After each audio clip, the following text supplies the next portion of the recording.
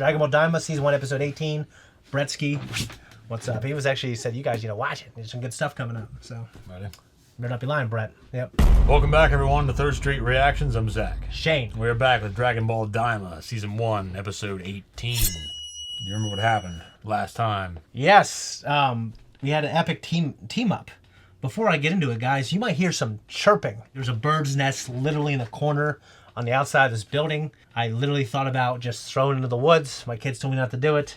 My editor will edit around it and use some denoise, but they're I don't know what kind of birds they are, but they're cute. So if you hear that, that's the birds. That's just life, guys. Just like when you hear. There we go. Yeah, last episode we had Goku versus Majin Buu, and yeah, because Aaron Sue shows up and she has a Dragon Ball. She's holding it ransom. Yeah, basically said that she'll destroy it, which everyone will be screwed if that happens. I don't know that she really can though. Yeah, can you destroy Dragon Balls? I don't know that she can. I mean, the old Namekian. Yeah. I wonder if he just knows, like, you can't destroy that. But he's just, like, in for the show. Yeah, because he's been silent on a lot of things. Mm-hmm. But eventually, Goma, in his third eye, the disgusting thing, he shows up. He does. And he's gotten beefed up a little bit. He's gotten beefed up. He's kicking the shit out of people, really. Vegeta tried to step in and say it was his fight, but he wasn't doing so well. Yeah. He also didn't level up. He didn't go to 3 like Goku does at the end. Which is always like, it's always a conundrum from like if you're breaking it down intellectually. Now it's a consistent conundrum though. Like they've been doing this since the fucking Saiyan saga. Well, it's a way you're building up, you're enticing your audience. Yeah. To say, but it's also like if it's life and death. It's finally coming down to it, and he's doing it. Yeah. I get it, and I'm not criticizing it, but I'm pointing it out. Well, it deserves that. It should be pointed out. I mean, it's not. I feel like the most detrimental type of storytelling that I've ever seen. Yeah, but it's obviously a trope. It's a trope, and it's a consistent trope. If it wasn't consistent, I'd be like, hey, what the hell? Yeah. You know what I mean? But he also has kind of these things that give him an edge. Is like this telekinesis ability where he can literally kind of like repel energy balls. He's controlling boulders like Rey Skywalker in Episode 8. Like, you know what I mean? Like... Yeah. Yeah. The sequel series. Yeah. But then Goku turns Super Saiyan 3. He does. Yeah. And that was kind of the end of the I wouldn't say the end of the confrontation, but it's definitely the end of the episode. And I completely forgot you mentioned in the last episode that Vegeta does turn into Super Saiyan 3. Vegeta. That he does in that episode? No, he does earlier in the season. Yeah. Yeah, he did. And it was like, it's pretty fucking cool. But he did turn into it. Yeah, he did. Okay. Yeah, but I think he does turn into it. Is like, well, he didn't do it in the last episode. No, he did do it. Okay. And it was pretty cool. I just completely forgot. Yeah. So, guys, before we jump in, we do put a reaction footage for Dragon Ball on our Patreon, but it's available for everybody. Just click on the link and then come back here and hear our post talk. We do that for all anime. We just have to do it. We're doing, what's the show? Vinland Saga now. We put it on hold for a bit. That's a good show. We just wanted to finish this, and it's summertime, so, we're spending time with the family, but that will come out eventually. All right, guys, let's jump in. Sure is. Oh my gosh! Dude, I can't believe they brought it in.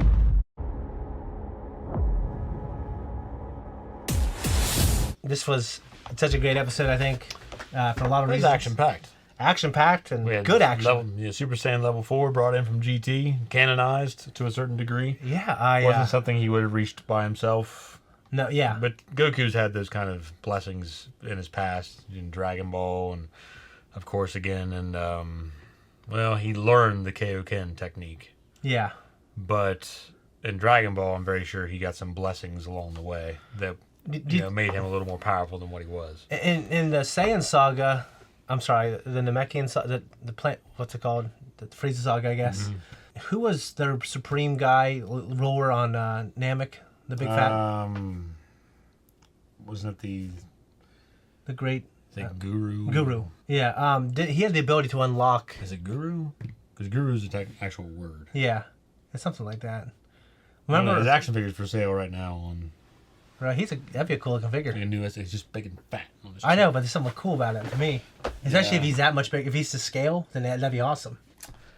Yeah. When you get big figures that are to scale to other figures... scaling figures correctly is important. Like that Ape Vegeta is great, but it's not to scale with the other ones, though.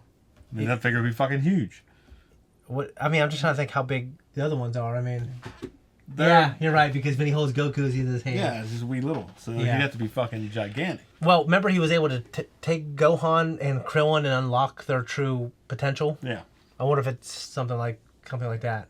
Well, I'd assumed it was. Just Yeah. like, I mean, I guess technically the dragon did it to Piccolo. Yeah. In the Piccolo movie. So, Red Purunga. Yeah. I wonder if, I mean, this is a little deep, but... That's what she said. Because that was the Namekian one. I wonder if there's some type of cultural memory of that design being the default design spiritually. Namekians can only create Dragon Balls. Yeah, I know, but like... The Dragon Balls that we have on Earth were created by Kami and then Dende. Yeah. But like they designed it. They designed him differently. Exactly. So because he is like an older Namekian, and he looked kind of like it kind of looked like the same one that was on Namek. I wonder if there's like a cultural memory of that particular design being like He their didn't really look like the ones on... Oh, you mean the Purunga. Purunga, yeah. Yeah. I wonder if there's like that's like their thing. Well, I would think so, but I mean, obviously they didn't... There's nothing they can do about changing the original dragon design. It's more of a traditional Chinese dragon. Yeah. And they can't go back and say, well, it's just different. But I don't know why they would do that here and try to make it the same when it's obviously different. And Kami was... Yeah. And maybe it's just because Kami doesn't remember where he's from. And the tradition wasn't passed down to him when he created the Dragon Balls. But you think of it as like a genetic memory. Yeah, that's what I'm saying. It's some kind of cultural genetic memory. But that it would ring true, though, in the Earth Dragon Balls as well. Well, I think the idea is like, he felt so compelled to craft the dragon, though. I know. My point, though, is like he felt compelled to create the Dragon Balls. Yeah. Well, he'd have to craft the dragon, though, too, right? That's part of it. But at the same time, He just though, didn't- if they're just... unless they have an image like it's passed down between these elders for all time. And Yeah. like, this is what the dragon looks like, and they just make it the same way every time. Well, I think it's like you said just now. You probably called it. It was like some kind of genetic memory of maybe that particular design or something. But it's just, I don't know, kind of a dumb question. I guess if you grew up, though, around the Namekian culture, you'd probably see the dragon, someone who would ever become the next protector Yeah. or progenitor of the Dragon Balls, that they would see the original carving of the dragon and know what it looked like and then just make it the same way. Yeah. They don't have a flair for individuality, evidently. Yeah. So, well, it's a culture that they don't eat food. They just drink water. So the only different they like to versions- garden. They don't have art. But the only different versions we've been given are, in canon, is just Piccolo Daima, Yeah. and which is the evil King Piccolo, who was separated from Kami, because Kami took out the evil from himself and got rid of it. Yeah. That's the only version you have, and then Piccolo Jr. is his spawn. Yeah. So Technically, non-canon, Slug is the only other version you have. Or not your typical Namekian. Yeah. You mentioned all the Namekians on Namek, though, right? That's what I'm saying. Yeah. They're all the same. That's what we were talking about. Yeah. Like, they're all kind of the same in terms of their expectations and what they want and who they are. Piccolo, yeah. I just said Piccolo's different. Yeah. Piccolo's the only one that's different, and Kami kind of is similar to this guy. Nail was different, I thought. Nail was like Piccolo. Because Nail and Dende are completely different. Yeah, I mean. I don't think so. They still act like every other Namekian. Like some of them were fighters and some weren't. Yeah. Yeah. But they don't have any of the different set of expectations. They don't really, break the mold in any way, is what I'm saying. Yeah. Well, their culture hasn't produced art. They weren't spacefaring. You know what I mean? Like They had space vehicles. That's how Kami got there. I thought that was a. That's how they got Oh, on you're Namek to right. begin with. Yeah, okay. I was thinking that was a Saiyan ship, or a Frieza ship or something, because they just had these spiky design and. No, that's their ship. Yeah, you're right. The Saiyan ship. You had to speak Namekian to open the door. Yeah. Call me. That opens the door, right? Piccolo. Or Piccolo, yeah, okay. I thought this was a great episode. I thought it was really cool and fun and also great, smart fan service to bring in the Super Saiyan 4 form. Yeah, I agree. I never watched the other ones, not because I was averse to it. I just didn't have access to Dragon Ball GT. There's some cool stuff. I mean, I Wikipedia'd a lot of it when I was in high school. If back then we didn't really have access to it. If Wikipedia was even a thing, I remember like just looking it up, thinking, Yeah, this is Googling it. Yeah. Or Yahooing it. Yeah, I think I used Excite Yeah. and Lycos. Ask Jeeves. Remember Ask Jeeves? I do. Yeah. I thought a lot of that stuff was pretty cool. I actually think the Super Saiyan 4 look to me is cooler than the Super Saiyan 3 look. But now I think 3 is cool, just because it's kind of been canonized with me. Well, I just think I like the original looks more. So when you see Super Saiyan God Goku, with the exception of when he first turned Super Saiyan against Frieza, Yeah. like those are his best looks. Yeah. Either the original hair Yeah. or that hair. Yeah. So Yeah. Yeah. I mean, Broly, I think he still has his Ultra Super Saiyan look. And, well, he's just jacked, and he just gets more jacked. He's tall too. Yeah. Like he just becomes. He looks so cool. Oh, absolutely. Yeah. His hair looks like Goku's, it's just bigger. Yeah. Well, when he's Super Saiyan.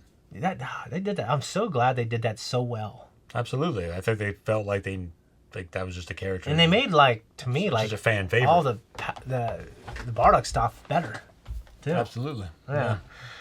So yeah, I mean, if it's the same creative team, I know Toriyama was heavily involved in this show. I thought it was fantastic. Like, I had no complaints. The fight was good. The only stuff we talked about, which is stuff that's always been a trope, is the fallacy of like you fight a bunch of people, and then somehow it's a little more even. You know what I mean? Yeah. But then you fight 1-on-1 and it's like still even. You know what I mean? Yeah, it's not really sensible. It's not always sensible, but that's fine. It's been in The this. Shredder fight when he fought all the turtles on the rooftop. Yeah, it was. He even admitted, the three of you could have overpowered me with the loss of but one. Yeah, because they'd fight him 1-on-1 and they'd get their asses kicked, but they could have worn him down. Mm-hmm. So yeah, it was a good fight. Just a great, Fucking great move. I just think it's a great confrontation. Yeah, Like, the fight itself was fine by most standards. Yeah. Like, it wasn't like elaborate, but Yeah. the confrontation was what was great.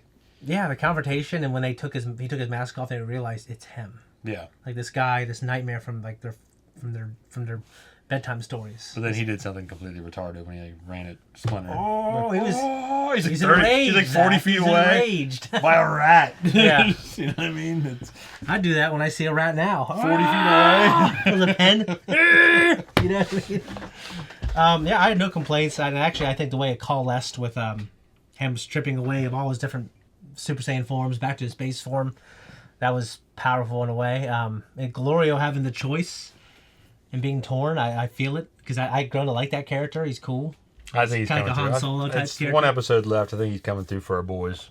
Yeah, he definitely will. I think there's 2 left. But yeah, it's... Oh, 2 left? Yeah.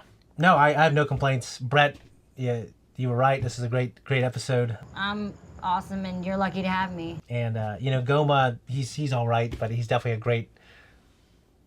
Great punching bag. He's a great punching bag, and that I got nothing else to say. I'm impressed, and I think this is a cool show. I like the effect they used when he did the eye blast, because it reminds me, I know you haven't seen Shin Godzilla, but his atomic breath, they made it something very different in that show. Yeah. That movie. Where it's like this focused beam instead of this big like fire breath. Yeah. Like instead of a Kamehameha, you know what I mean? Yeah. It's like this focused hyper beam. It's kind of like that in the Warner Brothers universe, isn't it? It's definitely not fire. It's like a. Well, it's always been, I mean, to a certain extent, kind of like that. But instead of it just coming from... Is it as cool as a Say, 99 say- Godzilla, Zach? Say, Godzilla's mouth like this, and the beam just going out. Yeah. The Shin Godzilla's mouth, like, his jaw dislocates and widens out. Ooh, that's kind of cool. And then, like, it makes this sound, and, like, seeing the Death Star beam come together and then the main beam shoot out from it. Except you don't have those little beams going to it. It just kind of forms. Yeah. At first it's fire, like this. And then all of a sudden it goes, and it makes this really high-pitched noise. So it might be like this gas combining. Yeah. And it becomes like this torch, like this thing that's just laser that's fired out of it. You know what else did that real well? If I don't remember. But Rain of Fire. Rain of Fire had, they opened its mouth. It's like... And the fire formed like a few feet in front of the mouth. Like it's like this, it's coming and... Yeah, it's like it's igniting whatever's coming out of the dragon. Yeah, which makes sense that the dragon would need to do... If they evolve that way, like something would have to... It would have to be some process. If not, he'd be breathing fire when he's like... by accident or as a baby. Yeah. It'd have to be like something that they'd have to... Mm-hmm. Yeah. But it's like forms like a fire thing, and then it keeps doing that for a minute, and then all of a sudden it becomes like this beam that's out like shooting that. out. Yeah, but it's like a little farther away from the face. It's really cool. I got to see it. I got to react to it. Okay, we got a couple more left, guys. So thanks for being on this journey with us. I'm just glad that Toriyama got to... I mean, I imagine he had a lot of input on deciding if Super Saiyan 4 would show up, too. And I imagine... And I don't know anything, but I imagine... Actually, I'm pretty sure he came up with the design for 4. Because he just comes... Even if he's not involved, he'll come up with designs for things. Mm-hmm. I'd imagine, without any insight, that he might have been resistant to the idea of GT. Because he wasn't as involved.